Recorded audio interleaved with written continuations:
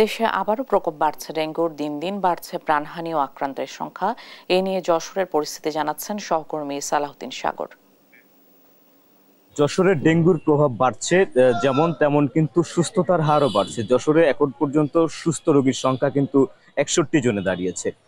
আমরা যেমনটা আগেও বলেছি যে যশোরে ডেঙ্গুর প্রভাব বাড়ার সাথে সাথে আজকে শনাক্ত হয়েছেন কিন্তু 9 জন। কিন্তু আসার খবর হচ্ছে জানুয়ারি থেকে এখন পর্যন্ত ডেঙ্গুর প্রভাবে মৃত্যু হয়েছে 2জনেরই। মৃতের সংখ্যা কিন্তু আর বাড়েনি, মৃতের সংখ্যা 2জনই আছে। ডেঙ্গুর প্রভাবে মানুষ আক্রান্ত যেমন হচ্ছেন, ট্রিটমেন্টও কিন্তু সেভাবে পাচ্ছেন এবং সুস্থতার হারও বেশি।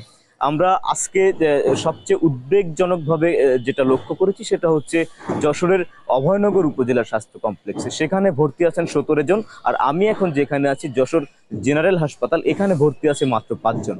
তো আমরা এই ভর্তি কারা আছে এটা আমরা জানার চেষ্টা করেছি, কোথা থেকে আক্রান্ত হলেন। তো আমরা এখানে যেটা দেখেছি যে আসলে এখানে যশোর শহরে যারা বসবাস করেন বা শহরতলিতে যারা থাকেন, এমন ব্যক্তি কিন্তু আক্রান্ত হননি। এখানে বাইরে থেকে ট্রিটমেন্ট হতে এসেছেন এই হাসপাতালে।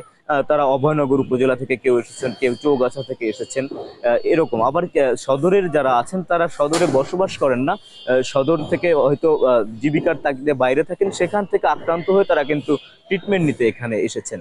তো আমরা কথা বলেছি যশোর জেনারেল হাসপাতালের আরএমও ডাক্তার আনামো বজলুর রশিদের সাথে। তিনি আমাদেরকে যেটা জানিয়েছেন যে যশোরে আলাদা করে ডেঙ্গু কর্নার করা হয়েছে এবং প্রত্যেকটা উপজেলা স্বাস্থ্য কমপ্লেক্সেও কিন্তু ডেঙ্গু কর্নার করা হয়েছে এবং যথেষ্ট ওষুধ এবং কিট মজুদ রাখা হয়েছে।